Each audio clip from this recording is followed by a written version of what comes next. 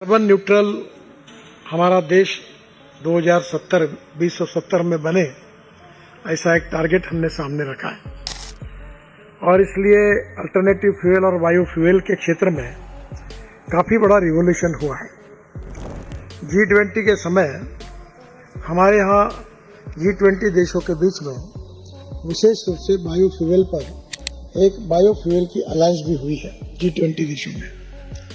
आने वाले समय में हमारे देश में तो ग्रीन फ्यूल तैयार होगी ही, पर सबसे इम्पोर्टेंट चीज यही है कि पूरे विश्व में इसके मशीनरी, इक्विपमेंट, इन सब को एक्सपोर्ट करके एक बहुत बड़ा बिजनेस की अपॉर्चुनिटी हमारे बिजनेस में जो काम कर रहे हैं उनको मिल सकती है।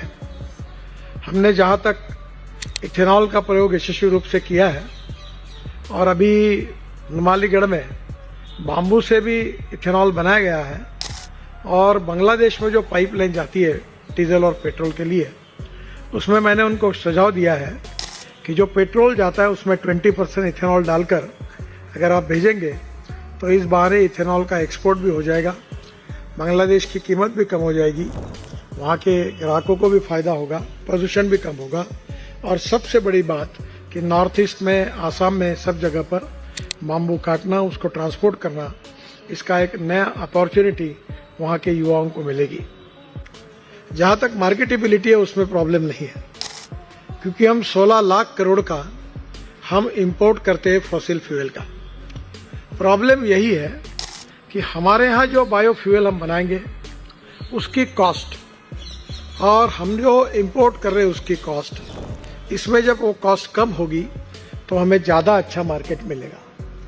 और ये करने के लिए कुछ जगह पर हमें जैसे बायो सीएनजी और बायो एलएनजी और बायोगैस बनाने में इस बार भारत सरकार के हमारे वित्त मंत्री जी ने जो बायोमास का कलेक्शन है, बेल बनाना, ट्रांसपोर्ट करना, उसमें नए नए इक्विपमेंट डेवलप कर रहे हैं और वो ट्रांसपोर्ट करने में सब्सिडी दी है। इंडियन ऑयल जो राइस स्ट्रॉ परली खरीदती है उसको हरियाणा की सरकार 1000 रुपये टन उनको सब्सिडी देती है। तो स्वाभाविक रूप से आने वाले समय में हमें ये भी देखना होगा कि एक तरफ हमारा रिसर्च, ये जो मिथेनॉल के इसमें मेथेनॉल के बीच में bio CNG, bio LNG, green hydrogen, अब इलेक्ट्रिक तो पॉपुलर हो गया क्योंकि मैं ट्रांसपोर्ट का मंत्री हूँ, तो ये सब बातों में प्रयोग तो हो रहे हैं। और एक ही बात है कि इकोनॉमिक वायबिलिटी जितनी आएगी उतना इसमें फायदा होगा। This is the appropriate time we need to have a cooperation, coordination and communication between agriculture research organization and biofuel manufacturers। क्योंकि अगर हम जो एनर्जी क्रॉप्स है उसकी प्रोडक्टिविटी और उससे जो एनर्जी तैयार होने वाली है वो नहीं बढ़ा पाएंगे तो स्वाभाविक रूप से इकोनॉमिक वायबिलिटी नहीं आएगी। एयर एशिया का एक हवाई जहाज 1% वो डालकर उन्हें यशस्वी प्रयोग किया। इसके पहले स्पाइस जेट में भी हुआ है और 26 जनवरी के कार्यक्रम में हमारे हेलीकॉप्टर्स और फाइटर जेट भी उसमें चले हैं। नागपुर में राफेल बनता है और ये जो डोसाल्ट करके कंपनी है उनके सीईओ मुझे मिलने के लिए आए थे और मैंने उनको विशेष रूप से अनुरोध किया कि अब हिंदुस्तान में इथेनॉल मिल रहा है। अभी मेरे रिक्वेस्ट पर पेट्रोलियम मंत्री जी ने कहा और वैद्य साहब ने घोषणा की है कि वो देश में 400 इथेनॉल के पंप इंडियन ऑयल के द्वारा खोलेंगे। और अभी हमारे पास फ्लेक्स इंजन की गाड़ियां, जो स्कूटर्स है, मोटरसाइकिल है, अपने टीवीएस की, बजाज की, हीरो की तैयार है। अब ऑटो रिक्शा भी तैयार है। अभी मैं बेंगलोर आया था तो मैंने उनको भी कहा कि अब तुम इलेक्ट्रिक पर, मेथेनॉल पर, इथेनॉल पर इंजन डालिए। मेरे कहने पर जेसीबी ने अपना जेसीबी हाइब्रिड बनाया जो डीजल और इसके सीएनजी पर था। उनको रशिया में 1000 जेसीबी का ऑर्डर मिला और आज अभी कंस्ट्रक्शन इक्विपमेंट वालों को भी मैंने कहा कि आप अल्टरनेटिव फ्यूल और बायो फ्यूल पे जाइए। तो बड़े प्रमाण पर उस एग्जीबिशन में मशीनरी आई थी। जनरेटर सेट के बारे में हम कोशिश करें पर अभी तक उसकी सक्सेस स्टोरी नहीं बनी। मैं ये मानता हूं कि सरकार खरीदी करे, ये बात जरूर है, पर सरकार खरीदने के बजाय अपना इथेनॉल मार्केट में ही बेचना और कैश में पेमेंट मिलना और 2 रुपए रेट ज्यादा मिलना, ये उससे अच्छी बात होगी। ये पहले दिन से मेरा आर्गुमेंट है, क्योंकि सरकार में पॉलिसी समय समय पे बदलती रहती है, तो हम सेल्फ डिपेंडेंट बने।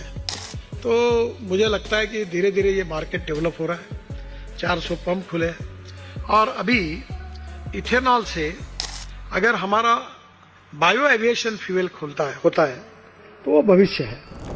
मुझे अभी पुरी साहब बता रहे थे कि वो जब डाउस में थे तो बड़ी चर्चा ये हो रही थी कि अब ये जो एविएशन फ्यूल है इसको हम 5% तक मैंडेटरी करेंगे, और ये अगर मैंडेटरी होगा तो आप समझ लीजिए कि वर्ल्ड में ये बायो एविएशन फ्यूल एक्सपोर्ट करने की अपॉर्चुनिटी इंडिया के पास है। इंडिया और ब्राजील, यहाँ मैक्सिमम ये हो सकेगा। तो मेरा आपसे रिक्वेस्ट है कि वर्ल्ड की केवल डोमेस्टिक मार्केट नहीं, अब वर्ल्ड की मार्केट में बायो फ्यूल और अल्टरनेटिव फ्यूल का मार्केट खुलने वाला है।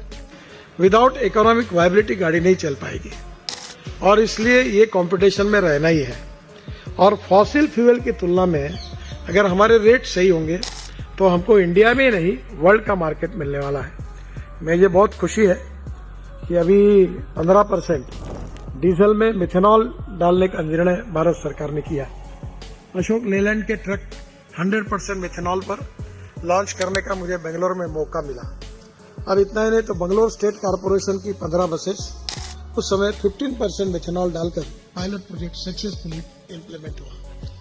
हमारे को जितने जितने अल्टरनेटिव है जो प्रूवन है और जिसके कारण हमारा इंपोर्ट बच सकता है, उसमें सबसे इम्पोर्टेंट चीज है कि हमारे देश की इकोलॉजी एंड एनवायरनमेंट को हमको प्रोटेक्ट करना है। तो आने वाले समय में हमारे स्टार्टअप, हमारे रिसर्च करने वाले हमारे इंस्टीट्यूट और हमारे यंग टैलेंटेड इंजीनियर्स लगातार रिसर्च कर रहे हैं। और रिसर्च करते समय जो 4 बातें मैंने कही कि economic viability is very important. Without economic viability उसको कोई मीनिंग नहीं है। अभी जैसे सोलर एनर्जी में 3 रुपए से कम कॉस्ट आई, तो नेचुरली सोलर पावर वायबल होती गई। तो कहीं ना कहीं हम सबको इसका विचार करना होगा। आज पानी की भी दिक्कत बहुत है। कल मेरे यहाँ तेलंगाना के चीफ मिनिस्टर आए थे और वो मुझे बता रहे थे कि कोयना में आप जो पानी समुद्र में छोड़ते हो मुझे दे दो, और जितनी पावर आप तैयार करते हो उतनी पावर हम महाराष्ट्र को देता हूँ, पर मुझे पानी चाहिए। तो आज पानी होगा तो एनर्जी क्रॉप्स होंगे, एनर्जी क्रॉप्स की ईल्ड और उसमें एनर्जी का परसेंटेज ज्यादा मिलेगा तो इकोनॉमिक वायबिलिटी आएगी। देश का नहीं वर्ल्ड का मार्केट भी हमारे पास है, आप चिंता मत करिए। मैं बहुत बार लोगों को बताता हूँ, और वो एक्सपर्टाइज है पॉपुलेशन को कैसे बढ़ाना और ऑटोमोबाइल का नंबर कैसे बढ़ाना। मेरे डिपार्टमेंट में आंकड़ा बढ़ते जा रहा है। अभी इलेक्ट्रिक व्हीकल का इतना है कि 300% राइज हुआ।